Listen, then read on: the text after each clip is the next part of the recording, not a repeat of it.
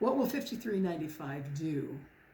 Well, first of all, remember that what's in writing is going to count. Washington schools have had CSE, or comprehensive sex education, before this legislation. CSE is in most larger school districts already. OSPI, Office of Superintendent of Public Instruction, says that 70 to 90% of schools in most grade levels are already teaching recommended CSE curriculum. Even if this legislation is canceled and rolled back, schools are being pressed to use these controversial programs in curriculum. New legislation to allow local control is necessary for HIV and for sex education. The standards for K-12 require all schools, all public schools, to be involved with comprehensive sex education. It involves all students, K through 12, and it teaches affirmative consent. Public schools include charter schools. They may also include online schools or co-ops with resources from public dollars, and potentially accredited schools in the future. According to Washington Homeschool Organization, alternative learning experiences, parent partnership programs, and virtual academies are public school programs, even if the learning is done in your own home. In 2021-22, comprehensive sex education will be implemented in grades 6 through 12 in all public schools, regardless of whether they've been teaching it up until then. The next year, 2020-22-23, it will be required in the lower grades, so it will be K-12. It increases the number of hours that is going to be used.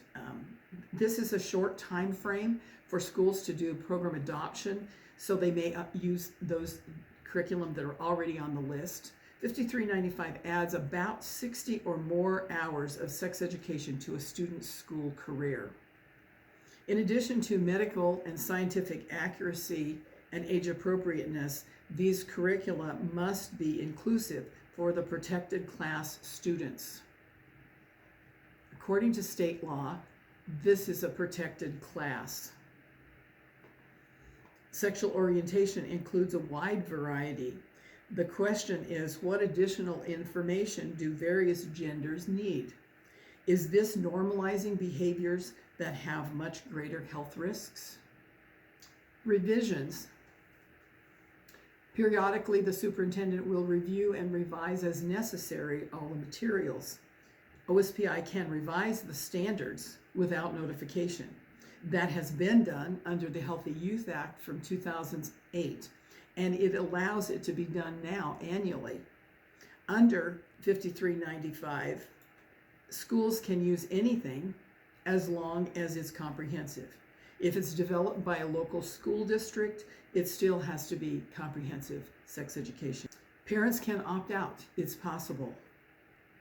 Opting out of CSE is possible, but a parent must also opt out of HIV education, which requires a parent to view the materials before they opt their children out of the program. Curriculum can be reviewed, but it must be a contact in writing to the school board and or the principal. Schools will notify parents about the program annually. You will be notified.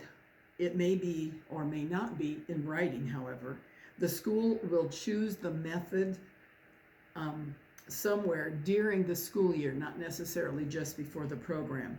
The notice is supposed to give instructions on how to access materials for parental review. The concern about integration into other curricula was brought up in the legislature. Comprehensive sex education is not required to be integrated into other subject areas, but approved curricula suggest otherwise. Affirmative consent is required under this law. And affirmative consent means a conscious and voluntary agreement to engage in sexual activity as a requirement before sexual activity. This is actually negotiating to yes. Sexual intercourse is ultimately the goal. What grade level is that appropriate or age appropriate? Delaying is not a viable option because in negotiations, the position or boundaries are always moving. Affirming consent is based on feelings. The why of delaying is not stated. Access to services that support various sexual behaviors at different age groups is promoted. Setting boundaries is based on fact, consequences, and goals. Reporting in the curricula is important, but it shifts the responsibility to the school districts to report what they're teaching away from the OSPI's responsibility of collecting data as directed in the Healthy Youth Act. This is one more unfunded mandate for local school districts. OSPI was supposed to report this information to the legislature in 2008 and 2009. It did not make one single report. The final challenge is the use of evidence-based or evidence-informed. Local variables matter. Culture, teacher values, or is the goal different? Is it the goal to use condoms at last sexual intercourse, or is it to delay until the children are able to deal with the consequences? Or is it reducing sexual assault by telling the predators to get consent first? Go by what is in the written law, not by what someone says. Note that what your district knows today will most likely change with the implementation and the approval of the OSPI. Always compare what is being said to what is in the law in writing. Thank you for your time and consideration.